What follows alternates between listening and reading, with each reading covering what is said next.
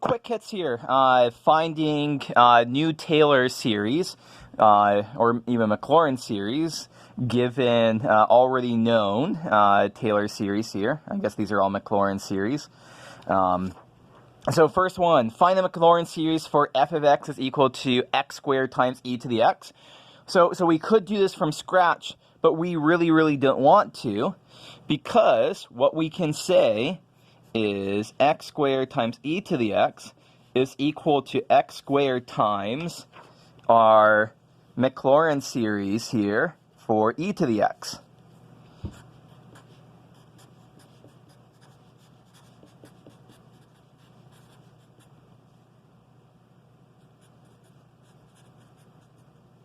And so when we distribute this out, we will have x squared times 1 plus x squared times x plus x squared, so x squared times x squared is x to the 4th divided by 2 plus x to the 5th divided by 6 plus x to the 6th divided by 24. And so this is what we have. If we want to write it out in summation notation, so we'd have x squared times e to the x is going to be x squared times the sum from n from 0 to infinity of x to the n divided by n factorial. And so when we move this inside, x squared times x to the n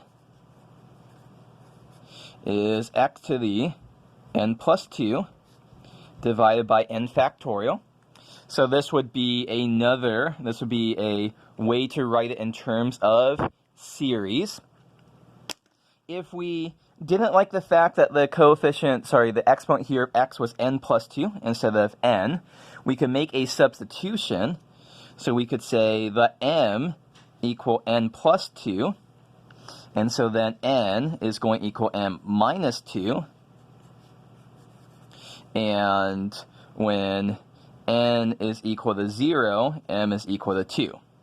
So instead we could write this x to the m divided by n factorial is m minus 2 factorial, and we start writing this at m is equal to 2 to infinity. So that's a different way that we could write this series.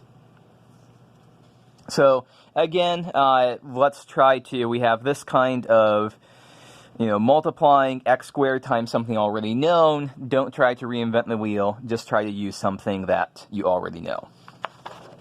Another thing that we should do is that we can substitute. So find the Maclaurin series for f of x is e to the minus x squared. So what we're going to do is we have the Maclaurin series for e to the x. Everywhere we see an x, we're just going to plop in a minus x squared. So this is going to be 1 plus minus x squared plus minus x squared squared over 2 plus minus x squared squared over 6 plus minus x squared, oops, that wasn't squared, that was cubed, minus x squared to the 4th divided by 24. And so this is 1 minus x squared. Minus x squared squared is x to the 4th. Minus x squared cubed would be minus x to the 6th divided by 6. Minus x squared to the 4th would be x to the 8th divided by 24. And if we plop this in, if we want the nice series version of this, we would just end up with sum from n from 0 to infinity of minus x squared to the n divided by n factorial.